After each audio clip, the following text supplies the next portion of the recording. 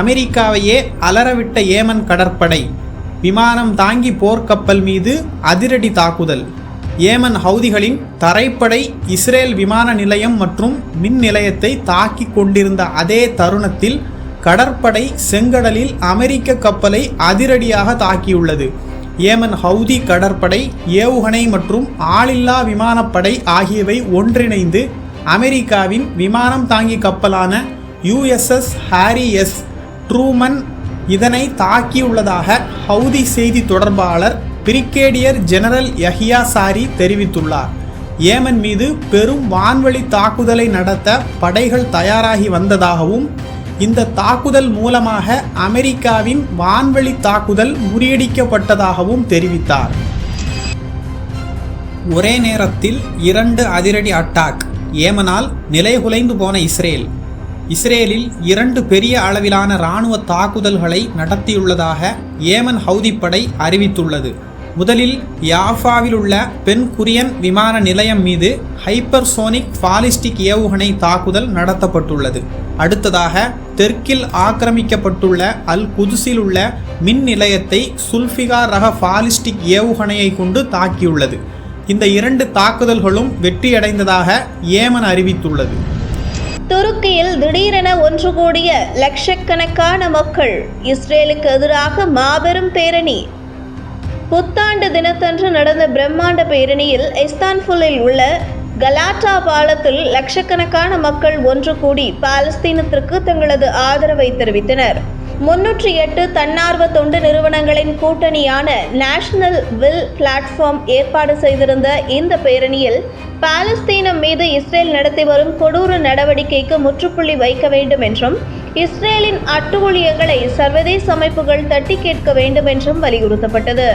Israel ஆக்கிரமிப்பு படை காசா மீது நடத்தி வரும் இனப்படுகொலை போரில் இதுவரை 45,500க்கும் அதிகமானோர் கொல்லப்பட்டுள்ளனர். இதில் பெரும்பாலானோர் பெண்கள் மற்றும் குழந்தைகள் என்பது குறிப்பிடத்தக்கது. நாடாளுமன்ற பதவியை ராஜினாமா செய்த முன்னாள் இஸ்ரேலிய பாதுகாப்பு அமைச்சர் MK யோவ் கேலண்ட் நாடாளுமன்றத்தில் தனது பதவியை ராஜினாமா செய்தார். இஸ்ரேல் இராணுவத்தில் தீவிர ஆர்த்தடாக்ஸ் யூதர்களை கட்டாயம் சேர்க்க வேண்டும் என்ற நீதிமன்றத்தின் உத்தரவிற்கு ஆதரவாக கேலண்ட் கருத்து தெரிவித்து வருகிறார். ஆனால் இஸ்ரேல் பிரதமர் நெத்தன்யாகுவோ இதனை செயல்படுத்த தயக்கம் காட்டி வருகிறார். இதனால் இருவருக்கும் இடையே வெடித்த மோதலால் தான் பாதுகாப்பு அமைச்சர் பதவியிலிருந்து கேலண்ட் விடுவிக்கப்பட்டார். ஆனால் அவர் இஸ்ரேல் இராணுவ கொள்கைகள் மற்றும் அரசை தொடர்ந்து விமர்சித்து வந்த நிலையில் தற்போது நாடாளுமன்றத்தை விட்டும் விலகியுள்ளார். சமீபத்திய கருத்து கணிப்பில் கேலண்டிற்கு ஆதரவாக மக்கள் கருத்து தெரிவித்திருந்ததும் நெத்தன்யாகு கேலண்ட் இடையிலான மோதல் பெரிதாக மாற காரணமாக அமைந்தது. ஐநாவில் தலைமை ஏற்க போகும் அல்ஜீரியா. இஸ்ரேலுக்கு காத்திருக்கும் இரட்டை ஆபத்து. ஐக்கிய நாடுகளின் பாதுகாப்பு சபையின் ஜனவரி மாதத்திற்கான தலைமை பொறுப்பை அல்ஜீரியா ஏற்க உள்ளது. இந்த தலைமை பொறுப்பை அரபு மற்றும் ஆப்பிரிக்க நாடுகளுக்காக குரல் கொடுக்க பயன்படுத்துவோம் என அல்ஜீரியா அறிவித்துள்ளது. மேலும் ஐநா பாதுகாப்பு கவுன்சிலில் முதல் முறையாக சிரியாவின் அரசியல் செயல்முறை மற்றும் மனிதாபிமான நிலைமை குறித்து பேச உள்ளதாகவும் அடுத்ததாக காசா தொடர்பான விஷயங்களுக்கு முன்னுரிமை அளிக்கப்படும் என்றும் தெரிவித்துள்ளது. குறிப்பாக பாலஸ்தீன விவகாரம் தொடர்பாக ஆலோசிக்க ஆலோசனை கூட்டத்தை ஏற்பாடு செய்ய அல்ஜீரியா திட்டமிட்டுள்ளது. சிரியா மற்றும் காசா என 2 நாடுகளில் அத்துமீறி தாக்குதல்களை இஸ்ரேல் நடத்தி வருகிறது. இந்த விவகாரம் தொடர்பாகவும் ஐநாவில் அல்ஜீரியா இஸ்ரேலுக்கு கேள்வி எழுப்பும் என எதிர்பார்க்கப்படுகிறது. இஸ்ரேலுக்கு $22 பில்லியன் ஆயுதங்கள். பாலஸ்தீன இன அழிப்பிற்கு ஆணி வேராக இருந்த அமெரிக்கா அக்டோபர் 7ஆம் தேதி 2023ஆம் ஆண்டு முதல் இதுவரை இஸ்ரேல் அமெரிக்காவிடம் இருந்து $22 பில்லியன் அளவிற்கு இராணுவ உதவிகளை பெற்றுள்ளது. ஆரம்பத்தில் $2.4 பில்லியன் மதிப்புள்ள 10,000 டன் வெடிமருந்துகள் அனுப்பி வைக்கப்பட்டதாகவும் இதுவே கடந்த ஆகஸ்ட் மாதம் 50,000 டன்களை எட்டியுள்ளது. இது மட்டுமின்றி எதிரிகளின் ஏவுகணைகளை தாக்கி அழிக்கக்கூடிய அயன் டோம் பாதுகாப்பு அமைப்புக்கான ஏவுகணைகள் இலக்கை துல்லியமாக தாக்கும் வழிகாட்டும் வெடிகுண்டுகள், CH-53 ஹெவி லிஃப்ட் ஹெலிகாப்டர்கள், AH-64 அப்பாச்சி ஹெலிகாப்டர்கள், 155 மில்லிமீட்டர் பீரங்கி குண்டுகள் ஆகியவையும் டன் கணக்கில் வழங்கப்பட்டுள்ளன. இது அமெரிக்க டீப் ஸ்டேட்டின் சதியா? அமெரிக்க புத்தாண்டில் 15 பேர் பலியான சம்பவத்தின் அதிர்ச்சி பின்னணி. Here's my plan to dismantle the deep state and reclaim our democracy from Washington corruption. அமெரிக்காவில் லூசியானா மாகாணத்தின் நியூ ஆர்லியன்ஸ் நகரில் புத்தாண்டு கொண்டாட்டங்கள் நேற்று களை கட்டின. அந்த நகரின் முக்கிய சுற்றுலா தலமான போர்பன் பகுதியில் ஆயிரக்கணக்கான மக்கள் கூடி புத்தாண்டை உற்சாகமாக கொண்டாடினர். அப்போது மக்கள் கூட்டத்திற்குள் புகுந்த ட்ரக் ஒன்று கட்டுப்பாடின்றி சகட்டு மேனிக்கு ஓடியது. இச்சம்பவத்தில் 15 பேர் கொல்லப்பட்டனர். 20க்கும் மேற்பட்டோர் படுகாயமடைந்தனர். உடனடியாக சம்பவ இடத்திற்கு வந்த போலீசார் சுட்டதில் ட்ரக்கை ஓட்டிய நபர் கொல்லப்பட்டார். இச்சம்பவத்தில் ஈடுபட்டது 42 வயதான ஷம்சுத்தின் ஜாபர் என்ற இராணுவ வீரர் என்பது விசாரணையில் தெரியவந்தது. அவர் ஓட்டி வந்த வாகனத்தில் IS பயங்கரவாத அமைப்பின் கொடி இருந்தது தெரியவந்துள்ளது. அவருக்கு ISIS பயங்கரவாதிகளுடன் தொடர்பு இருந்ததாகவும் FBI தெரிவித்துள்ளது. அமெரிக்காவில் பிறந்து அந்நாட்டு இராணுவத்திலேயே பணியாற்றியவர் இந்த தாக்குதலில் ஈடுபட்டது அமெரிக்காவின் டீப் ஸ்டேட் சதியா என்ற கேள்வியை எழுப்பியுள்ளது. அதிபர் தேர்தலில் டொனால்டு ட்ரம்ப் வெற்றி பெற்ற நிலையில் இந்த தாக்குதல் ட்ரம்ப் டவரில் நடத்தப்பட்டதும் பல சந்தேகங்களை எழுப்பியுள்ளது. ஏனெனில் அதிபர் தேர்தலுக்கு முன்பு இருந்தே ட்ரம்ப் அமெரிக்காவின் டீப் ஸ்டேட்டிற்கு எதிராக பேசி வருகிறார் என்பது குறிப்பிடத்தக்கது. To declassify and publish all documents on deep state spying, censorship and corruption. This is how I will shatter the deep state and restore government that is controlled by the people and for the people. புத்தாண்டில் அமெரிக்காவில் அரங்கேறிய அடுத்த பயங்கரம். இரவு விடுதிக்குள் புகுந்து மக்களை சரமாரியாக சுட்ட மர்ம நபர். நியூயார்க் நகரில் உள்ள இரவு விடுதியில் மர்ம நபர் துப்பாக்கியால் சுட்டதில் 11 பேர் காயமடைந்துள்ளனர். துப்பாக்கிச்சூடு சம்பவத்தை அடுத்து இரவு விடுதிக்கு நியூயார்க் போலீஸ் விரைந்துள்ளது. குயின்ஸின் ஜமைக்கா சுற்றுப்புறத்தில் உள்ள அமாசுரா ஈவென்ட் மாலில் வெள்ளை நிற BMW காரில் வந்த அடையாளம் தெரியாத நபர் துப்பாக்கிச் சூட்டில் ஈடுபட்டதாக போலீசாரின் முதற்கட்ட விசாரணையில் தெரியவந்துள்ளது. 6% காசா மக்களை அழித்த இஸ்ரேல். அகதிகளான 1 லட்சம் பாலஸ்தீனியர்கள். கடந்த 15 மாதங்களாக பாலஸ்தீனத்தின் மீது இஸ்ரேல் நடத்தி வரும் போரால் இதுவரை ஒட்டுமொத்த காசாவின் மக்கள் தொகையில் 6% பேர் உயிரிழந்துள்ளதாக பாலஸ்தீனிய புள்ளிவிவர நிறுவனம் அதிகாரப்பூர்வமாக அறிவித்துள்ளது. இதனால் சுமார் 1 லட்சம் பாலஸ்தீனியர்கள் விட்டு வெளியேறியுள்ளனர். 55,000க்கும் அதிகமானோர் உயிரிழந்துள்ளனர். சிரியாவில் புத்தாண்டு கொண்டாடிய சாரா காசிம். சோஷியல் மீடியா இன்ஃப்ளூயன்சர் மற்றும் பெண்கள் உரிமைக்காக போராடக்கூடிய வழக்கறிஞரான சாரா காசிம் சிரியாவில் தனது முதல் புத்தாண்டை கொண்டாடியுள்ள வீடியோ இணையத்தில் வைரலாகி வருகிறது. அல் ஆசாத் ஆட்சியின் போது சிரியாவில் ஏற்பட்ட உள்நாட்டு போர் குறித்தும் அங்குள்ள மக்களின் நிலை குறித்தும் சாரா களத்திலிருந்து பல்வேறு துணிச்சலான வீடியோக்களை வெளியிட்டு வருகிறார். தற்போது அல் ஆசாத் ஆட்சிக்கு பிறகு மக்களின் வாழ்க்கை இயல்பு நிலைக்கு திரும்பி வருவதை காட்சிப்படுத்தி வரும் அவர் சிரிய மக்கள் கோலாகலமாக புத்தாண்டு கொண்டாடுவதை வீடியோவாக வெளியிட்டுள்ளார். 1973க்கு பிறகு மிகப்பெரிய சரிவை சந்தித்த இஸ்ரேல். அதிகாரப்பூர்வமாக தோல்வியை ஒப்புக்கொண்ட ஆக்கிரமிப்பு படை. 2023ஆம் ஆண்டு அக்டோபர் முதல் தற்போது வரை காசா போரில் உயிரிழந்த ஆக்கிரமிப்பு வீரர்களின் எண்ணிக்கையை இஸ்ரேல் இராணுவம் வெளியிட்டுள்ளது. ஹமாஸ் தாக்குதலுக்கு இதுவரை 891 ஆக்கிரமிப்பு வீரர்கள் உயிரிழந்துள்ளதாக தெரிவித்துள்ளது. 1973ஆம் ஆண்டு யோம் கிப்பூர் போருக்கு பிறகு அதிக எண்ணிக்கையிலான இராணுவ வீரர்கள் கொல்லப்பட்டனர். போரின் தொடக்கத்திலிருந்து 28 இஸ்ரேலிய வீரர்கள் தற்கொலை செய்து கொண்டதாக இஸ்ரேலிய இராணுவ வானொலி தெரிவித்துள்ளது. அதே சமயம் அக்டோபர் 2023ஆம் ஆண்டில் இருந்து தற்போது வரை காசா மீது இஸ்ரேல் நடத்திய தாக்குதலில் சிக்கி 45,550 பாலஸ்தீனியர்கள் கொல்லப்பட்டுள்ளனர். ஐக்கிய நாடுகளின் பாதுகாப்பு கவுன்சில் தீர்மானம் உடனடியாக போர் நிறுத்தத்திற்கு அழைப்பு விடுத்த போதிலும் இஸ்ரேலிய இராணுவம் காசா மீதான இனப்படுகொலை போரை தொடர்ந்து வருவது குறிப்பிடத்தக்கது. இஸ்ரேல் தலைநகரான டெல் அவீவ் உள்ள பென் குரியன் விமான நிலையம், நெவாடிம் விமானப்படை தளம் உள்ளிட்டவை மீது நடத்தப்பட்ட தாக்குதல்கள் குறித்து ஏமன் ஹவுதி இயக்கத்தின் தலைவரான சயீத் அப்துல் மலேக் அல் ஹூதி அதிகாரம் வெளியிட்டுள்ளார். இந்த வாரம் அமெரிக்க விமானம் தாங்கி கப்பலான USS ஹாரி எஸ் ட்ரூமேனை இரண்டாவது முறையாக 11 குரூஸ் ஏவுகணைகள் மற்றும் ஒரு ஆளில்லா விமானம் மூலம் தாக்கியதாக தெரிவித்துள்ளார். ஏமனை தாக்கும் திட்டத்துடன் செங்கடலின் வடக்கில் இருந்து வந்த அமெரிக்க போர்க்கப்பலை தாக்கியதாகவும் அதனை சமாளிக்க முடியாமல் கப்பல் வந்த வழியாகவே பின்வாங்கியதாகவும் தெரிவித்துள்ளார். மேலும் அமெரிக்கா உளவு மற்றும் ஆக்கிரமிப்பு நடவடிக்கைக்கு பயன்படுத்திய விலை உயர்ந்த 2 MQ-9 ட்ரோன்கள் அல்பைடா மற்றும் மாரிப் ஆகிய இடங்களில் சுட்டு வீழ்த்தப்பட்டதையும் அவர் குறிப்பிட்டுள்ளார். காசா மீதான கொடூர போர் மற்றும் ஏமனை ஆக்கிரமிக்க முயலும் அமெரிக்கா இங்கிலாந்து கூட்டுப்படைகளுக்கு எதிராக ஹவுதிகள் இதுபோன்ற அதிரடி தாக்குதல்களை நடத்தி வருகின்றனர். நாங்க ரெடி, நீங்க ரெடியா? அமெரிக்காவுக்கு பகிரங்க எச்சரிக்கை விடுத்த ஈரான்.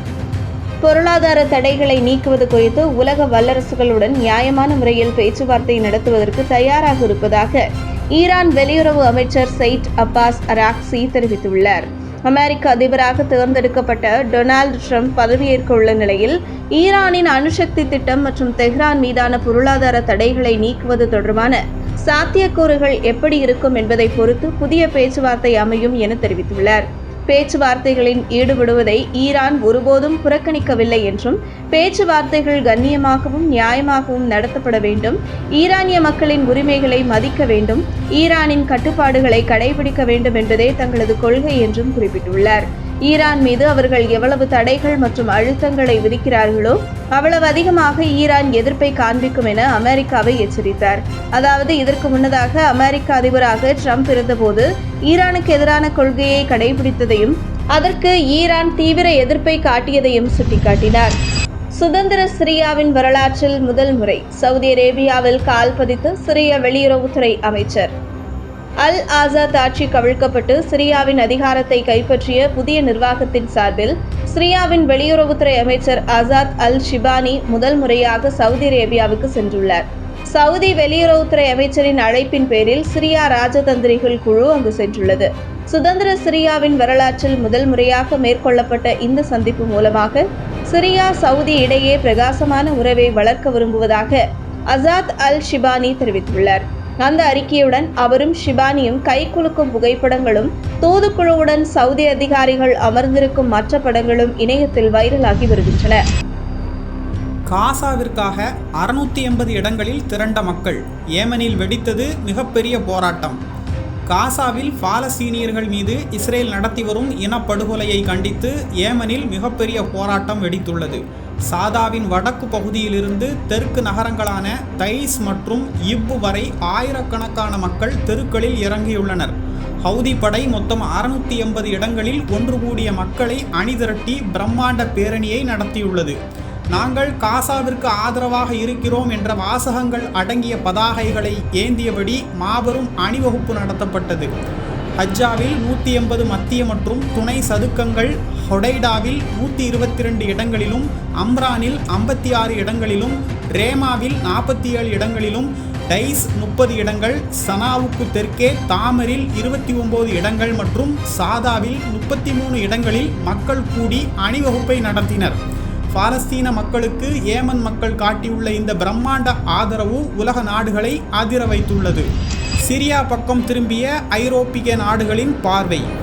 அடுத்தடுத்து விசிட் செய்யும் முக்கிய பிரதிநிதிகள். சிரியாவில் முன்னாள் ஜனாதிபதி அல் ஆசாத்தின் ஆட்சி கவிழ்க்கப்பட்டு புதிய நிர்வாகம் அதிகாரத்தை கைப்பற்றிய நிலையில் உலக நாடுகளின் கவனம் சிரியா மீது திரும்பியுள்ளது. வெள்ளிக்கிழமை வெளியுறவு அமைச்சர் ஜீன் நோயல் ஃபரோட் மற்றும் ஜெர்மானிய வெளியுறவு அமைச்சர் அன்னலெனா ஃபேர்ஃபாக் ஆகியோர் சிரியாவிற்கு தமது முதல் விஜயத்தை மேற்கொண்டனர். சிரியாவுடனான தங்களது உறவை புதுப்பிப்பதற்காக ஐரோப்பிய நாடுகளின் முக்கிய பிரதிநிதிகள் அடுத்தடுத்து விஜயம் செய்து வருகின்றனர். புதிய அரசாங்கத்தின் தலைவரான அகமது அல் ஷராவுடன் சிரியாவின் அரசியல் திட்டம் மற்றும் மறுசீரமைப்புக்கு உதவுவது குறித்து இரு நாட்டு அமைச்சர்களும் விவாதிக்க உள்ளனர். சிரியாவை மீண்டும் செயல்படக்கூடிய முழுமையான நாடாக உருவாக்கத்தை நோக்கமாக கொண்டுள்ளதாக ஜெர்மன் வெளியுறவுத்துறை அமைச்சர் தெரிவித்தார். மனிதாபிமான உதவி, மறுசீரமைப்பு மற்றும் புதிய அரசியலமைப்பு மற்றும் தேர்தல் தேதி குறித்து விவாதிக்க வெளியுறவு அமைச்சர்கள் இடைக்கால அரசு அதிகாரிகளை சந்திப்பார்கள் என தகவல்கள் வெளியாகியுள்ளன. 13 ஆண்டுகளுக்கு பிறகு மீண்டும் தொடக்கம். சிரியாவில் விமான சேவையை தொடங்கும் கத்தார் ஏர்வேஸ். 13 ஆண்டுகளுக்கு பிறகு சிரிய தலைநகர் டமாஸ்கஸுக்கு விமானங்களை மீண்டும் இயக்க உள்ளதாக கத்தார் ஏர்வேஸ் அறிவித்துள்ளது. ஜனவரி 7ஆம் தேதி முதல் வாரம் 3 விமானங்களை இயக்க உள்ளது. விமான சேவையை தொடங்குவதற்கு முன்னதாக பாதுகாப்பு மற்றும் செயல்பாட்டு தரநிலைகளை பூர்த்தி செய்வது குறித்து சம்பந்தப்பட்ட அதிகாரிகளுடன் பணியாற்றி வருவதாக கத்தார் ஏர்வேஸ் அறிவித்துள்ளது. மேலும் மிகப்பெரிய வரலாற்று மற்றும் கலாச்சார முக்கியத்துவம் வாய்ந்த இடமான டமாஸ்கஸுக்கு விமானங்களை மீண்டும் தொடங்குவதில் மகிழ்ச்சி அடைவதாக கத்தார் ஏர்வேஸ் நிறுவனத்தின் தலைமை நிர்வாகி அதிகாரி பத்ர் முகமர் அல் அமீர் தெரிவித்துள்ளார். ஹமாஸை வீழ்த்த முடியாமல் விழிபிதுங்கும் இஸ்ரேல் இராணுவத்தை கடுமையாக விமர்சித்த முன்னாள் அமைச்சர். ஹமாஸை அழிக்கவும் அதன் இராணுவ திறன்களை அகற்றவும் காசாவில் போரை தொடங்கிய இஸ்ரேல் தற்போது மிகப்பெரிய தோல்வியை தழுவியுள்ளதாக அந்நாட்டின் முன்னாள் அமைச்சர் ஹெய்ம் ரமோன் கடுமையாக விமர்சித்துள்ளார். ஹமாஸுக்கு பலத்த அடிகள் இருந்த போதிலும் அதன் தலைவர்கள் யஹ்யா சின்வர் மற்றும் இஸ்மாயில் ஹனியே மற்றும் ஆயிரக்கணக்கான போராளிகளின் மரணம் அடைந்த போதும் ஹமாஸின் இராணுவ படை இன்னும் செயல்பட்டு வருவதாகவும் அதன் ஆட்சி காசா முழுவதும் பரவியுள்ளதாகவும் தெரிவித்தார். ஹமாஸின் இராணுவ படை இன்னும் செயல்பட்டு வருகிறது, அதன் ஆட்சி காசா முழுவதும் பரவியுள்ளது. இஸ்ரேலிய படைகள் இல்லாத பகுதிகள் அனைத்தும் ஹமாஸின் கட்டுப்பாட்டில் இருப்பதாகவும் திறமையான இராணுவ பலத்துடன் ஹமாஸ் செயல்படுவதாக இஸ்ரேல் இராணுவத்தை சாடியுள்ளார். 1/5 பேர் கூட ஆதரிக்கவில்லை.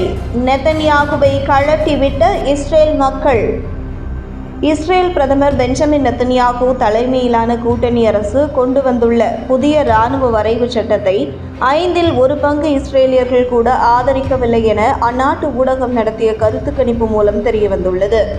சேனல் 12 கருத்து கணிப்பிற்கு பதிலளித்தவர்களில் 47% பேர் அரசாங்கத்தின் திட்டமிடப்பட்ட புதிய வரைவு சட்டத்தை எதிர்ப்பதாக கூறியுள்ளனர். 19% பேர் அதை ஆதரிப்பதாக கூறியுள்ளனர். 13% பேர் தங்களுக்கு எந்த கருத்தும் இல்லை என்றும் 21% பேர் அப்படி ஒரு சட்டத்தையே கேட்கவில்லை என்றும் பதிலளித்துள்ளனர். தீவிர ஆர்த்தடாக்ஸ் ஆண்களுக்கு இந்த சட்டம் வரைவு மசோதா மீண்டும் விலக்கு அளிக்கக்கூடும் என எதிர்பார்க்கப்படுவதால் இவ்வளவு எதிர்ப்பு கிளம்பியுள்ளதாக தெரிகிறது. ஏனெனில் பிரதம மந்திரி பெஞ்சமின் நெத்தன்யாகுவின் தீவிர ஆர்த்தடாக்ஸ் கூட்டணி கட்சியினர் சட்ட வரைவை நிறைவேற்றாவிட்டால் அரசாங்கத்தை கவிழ்த்து விடுவோம் என எச்சரித்துள்ளதே இந்த சந்தேகம் எழ காரணமாகும். இந்த சட்ட வரைவு நெத்தன்யாகுவிற்கு எதிராக மாறிய அதே சமயத்தில் தீவிர ஆர்த்தடாக்ஸ் யூதர்களுக்கு விலக்கு அளிக்கும் மசோதாவிற்கு எதிராக பேசிய முன்னாள் பாதுகாப்பு அமைச்சர் யோவ் கேலண்ட் மீது மக்களுக்கு நம்பிக்கை பல மடங்கு அதிகரித்துள்ளது. தேசத்தின் நலன்களை பூர்த்தி செய்ய யாரை அதிகம் நம்புகிறீர்கள் என்று கேட்டதற்கு 41% பேர் கேலண்ட் பெயரைத்தான் தேர்வு செய்துள்ளனர். 33% பேர் நெத்தன்யாகுவையும் 19% பேர் யாருமே வேண்டாம் என்றும் பதிலளித்துள்ளனர். லாஸ் வேகாஸ் சைபர் ட்ரக் தாக்குதல். அமெரிக்க இராணுவ வீரர் குறித்து வெளியான திடுக்கிடும் தகவல்.